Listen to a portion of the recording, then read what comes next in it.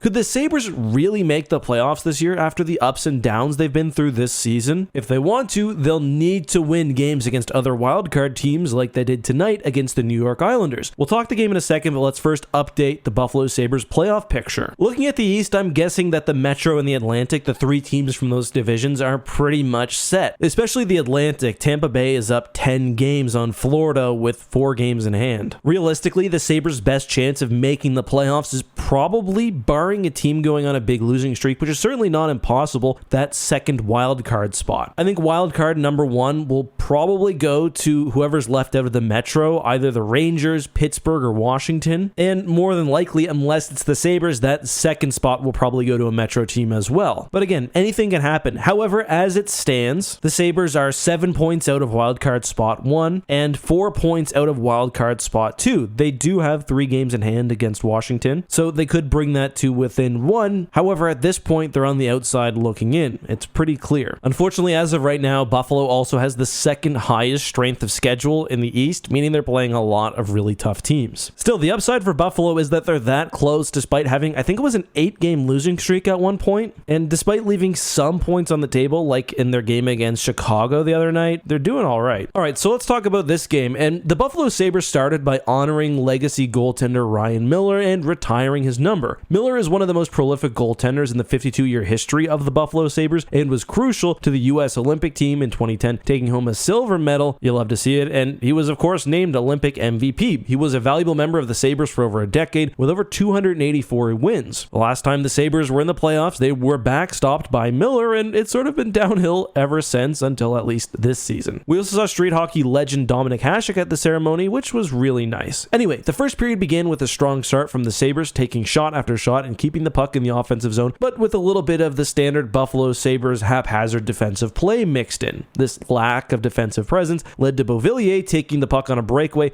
passing to Brock Nelson for the first Islanders goal of the night. The rest of the period remained fairly pedestrian, with both teams playing very reserved, the Sabres giving up scoring chances a few times. In the second, the Sabres focused much more on defensive play, which worked in their favor, seeing Tuck scoring just 8 minutes into the period. As play continued, Dahlin netted the Sabres their first penalty of the game for interference. A major setback for the Sabres. They tend to run into careless penalties frequently in the second and rarely pull off the penalty kill. However, they were fine this time, but shortly after returning to strength, Matt Martin scored on them. In the third, the Sabres needed a big move and it was looking dire, with numerous missed opportunities from 2 of the team's top performers, Tage Thompson and Jeff Skinner. Thompson on ice has been incredible this season, but it was not his game tonight. Taking absolutely everyone by surprise, Middlestad passed to the slot where Olofsson was ready with an incredible shot to tie the game up and send it into overtime. Not even 20 seconds into OT, Cousins maneuvers the puck beautifully into the net, taking the game for the Sabres and capping off the night, with Miller joining the team on the ice to congratulate them. Overall, a great win for the Sabres, especially on an important night. I would absolutely love to see them in the playoffs, not only because I think it's time, just because I want to see more Tage Thompson and I want to see what he can do with the big spotlight on him. Those are just my thoughts though. Let me know yours down below.